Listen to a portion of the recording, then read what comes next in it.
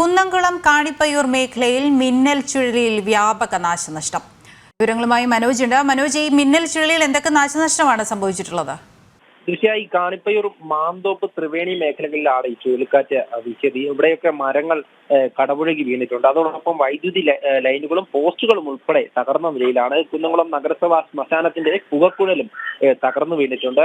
ഈ മേഖലയിലെ വൈദ്യുതി ബന്ധം പൂർണ്ണമായും തകർന്ന നിലയിലാണ്. കാരണം ഈ കഴിഞ്ഞ ദിവസമൊക്കെ തന്നെ ഈ പുതുക്കാട് മേഖലകളിലൊക്കെ ഇത്തരത്തിൽ മിന്നൽ ചുഴലി ഉണ്ടായിരുന്നു.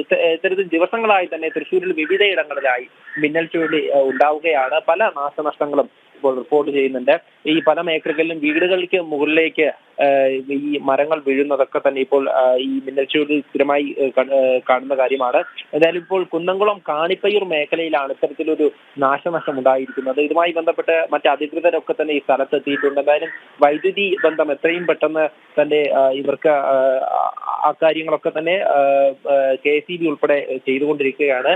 അതിന്റെ ഈ ദൃശ്യങ്ങളിലൊക്കെ കാണുന്നത് പോലെ പോസ്റ്റുകൾ ഉൾപ്പെടെ മറിഞ്ഞു കിടക്കുന്ന ഒരു സംഭവമാണ്. എന്തായാലും വ്യാപകമായിട്ടുള്ള നാശനഷ്ടം തന്നെയാണ് ഈ മിന്നൽ ചുഴലി കാരണം പ്രദേശത്ത് ഉണ്ടായിട്ടുള്ളത്. ദൃശ്യം മനോജാണ് വിവരങ്ങൾ നൽകിയത്. തൃശൂർ കുന്നംകുളത്ത് മിന്നൽ ചുഴലിയിൽ വ്യാപക നാശനഷ്ടമാണ് ഉണ്ടായിട്ടുള്ളത്.